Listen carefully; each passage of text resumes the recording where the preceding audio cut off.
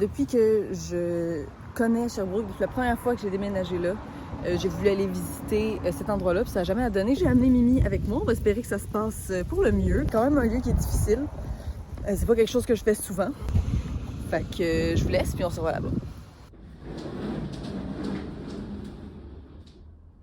Salut tout le monde, bienvenue sur ma chaîne YouTube. Je m'appelle Isadora, je suis une artiste. Je suis passionnée par la peinture de paysage, la sculpture et l'art en général. J'habite au Québec avec mon mari Thomas et mon chien Mia. J'apprends devant vous à vaincre mes peurs, à sortir de ma zone de confort et à me dépasser pour devenir une artiste professionnelle. Abonnez-vous et suivez mes aventures à chaque semaine.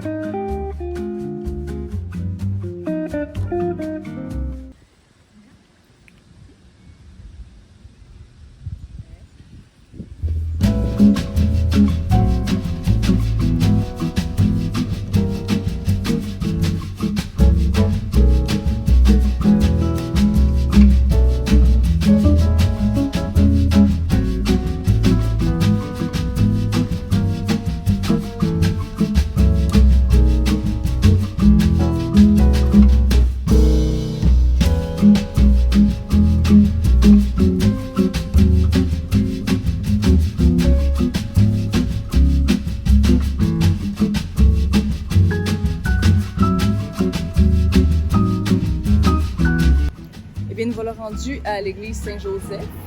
Elle est vraiment magnifique. Tout le toit est en métal, fait qu'elle brille au soleil puis elle change avec la lumière qui change au courant de la journée. C'est vraiment magnifique.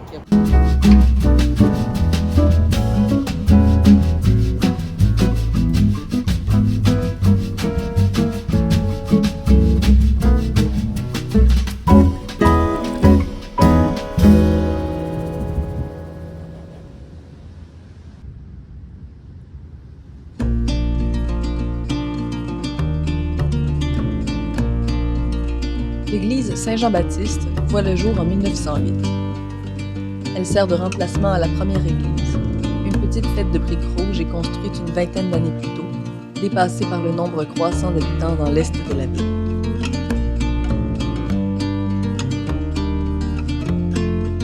L'ancienne église, celle faite de briques rouges, a été représentée par un peintre assez marquant au Québec, Marc Aurèle de Foix-Suzor-Côté.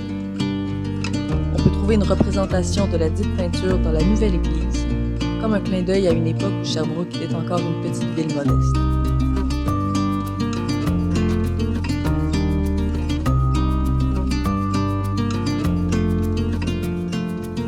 Suzor-Côté était comme moi un peintre de paysage et même de plein air.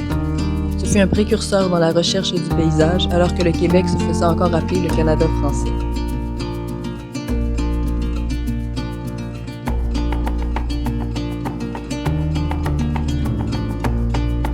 Être assise là, dehors, tout près de l'endroit où un grand artiste il y a 110 ans peint le même sujet que moi aujourd'hui, ça a quelque chose de magique. Lui aussi était témoin d'un vent nouveau, d'une ère de changement, d'un monde à l'aube de la modernité.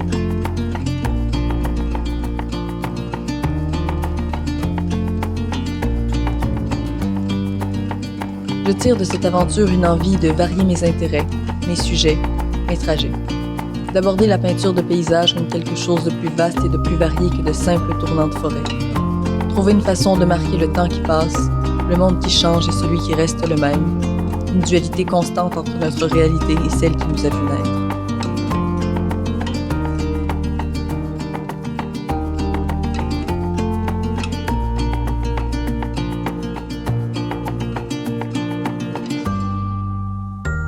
Dans 110 ans, dans un quotidien impossible à imaginer, peut-être un jeune artiste sera assis là et se dira que lui aussi, il veut peindre le siècle qui est le sien.